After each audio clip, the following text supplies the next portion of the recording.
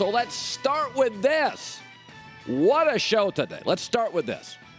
Momentum's a real thing. And I've told you the story. When I moved to California, I lived by a beach. I lived by a pier.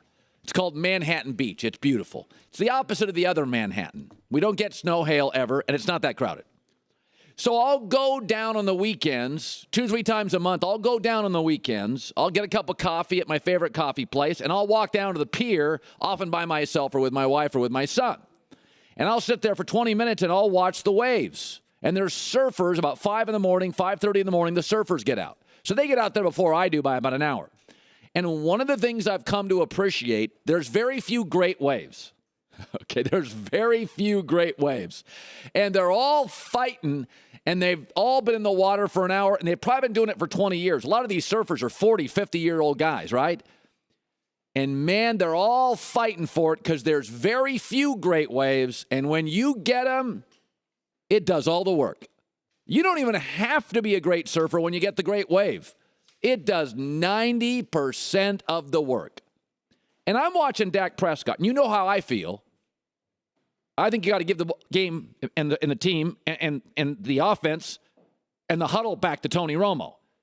But you can make an argument for momentum, and it's not a bad argument. I just think Tony Romo's being marginalized. But if you called my show and said Dak should start, they've got momentum, that is not a bad argument. There's all sorts of bad NFL arguments. Ryan Tannehill as a franchise quarterback is a bad argument. The Colts' problems are all Andrew Luck. Bad argument. Tom Brady's a system quarterback. God, that's a horrible argument. That doesn't even qualify as bad. But you should stay with Dak, not because he's better than Tony, but there's momentum. That's not a terrible argument. But here's what's happening. Here's what people are forgetting. This story isn't just Dak. It's overwhelmingly the offensive line. Think I'm wrong? Ezekiel Elliott now leads the NFL in rushing by a lot. Darren McFadden, who's gone milk carton, you can't find him, rushed for 1,000 yards with this line. DeMarco Murray looked like the second-best running back to Adrian Peterson in the league behind this offensive line. Dak Prescott looks great behind this offensive line. In the last 2 years with healthy quarterbacks, Jason Garrett's winning 80% of his games with this offensive line. This offensive line is the best unit in the entire league. Forget best offensive line. It's the best unit. You could take all the secondaries, take the best pass rushes, take the best O-lines, take the best receiving cores. This offensive line's got 3 guys with a chance to be Hall of Famers, the best at their position. They are rolling over good defenses like Green Bay. They averaged almost 6 yards a rush against Green Bay's defense, which may be the second best run defense in the league. So all I'm saying about this, momentum is a real thing. It is palpable. And if your argument is to keep Dak in because of it, it is not a bad argument. You and I can go back and forth on this. Just let me remind you of Tony Romo's last 19 starts with this offensive line. His passer rating was 106. Number 1 in the league. His yards per completion were 8.3. Number 1 in the league. His completion percentage was 69.4. Number 1 in the league. And he was 15-4. Outside of Brady, number 1 in the league. Folks, this offensive line made DeMarco Murray look like a Hall of Famer. Darren McFadden made the team because he went to Arkansas. Jerry Jones owns the team. He went to Arkansas. He's disappeared since. Ezekiel Elliott is now easily the number 1 leading rusher in the league. Cole Beasley looks like Julian Edelman, except better. Everybody with this O-line looks amazing. Now, Troy Aikman was on the Dan Patrick Show this morning. He says, in his opinion, it is now Dak's job. I think he has won the job. To get the momentum and confidence that this team is currently playing with is hard to do. And why they would risk, disrupting that momentum that they have is beyond me, and I don't think that they will. And I can't imagine him not being the guy. I don't know how you sell that to the rest of the club when you play the way that they are. Well, you could put Tony Romo's stats on the board and say, yeah, he also throws the ball deep. But Dak Prescott we've acknowledged. I have no problem acknowledging he's way better than I thought. Every team in the league passed on him 3 times. Most passed on him 4. I had no idea Dak Prescott was going to be this formidable. I'll own that. I'm shocked. I'm surprised. He is a franchise quarterback. And what I love about him, first of all, he's really accurate. He's accurate on the swings. He's accurate in the red zone. He doesn't throw downfield a ton. But I'd rather he not if he doesn't feel comfortable. Listen, I said, Russell Wilson figured out how to play quarterback.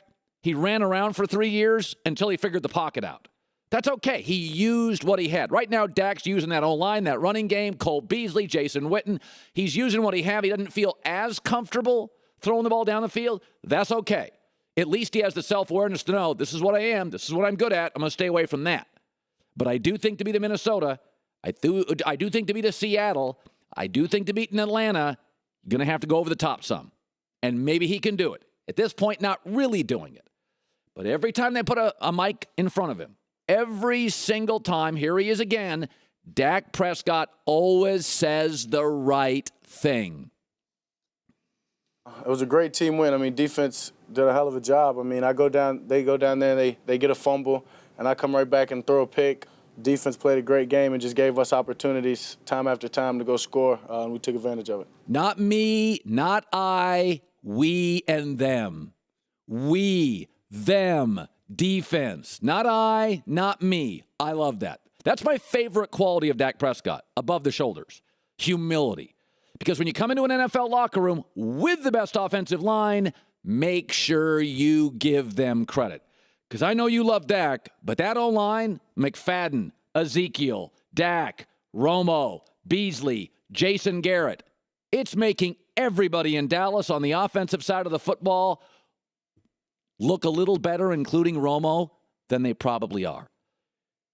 Tony Romo's 19 games, he led the NFL in completion percentage. Do I think Tony Romo's the most accurate thrower in the NFL? No, I do not.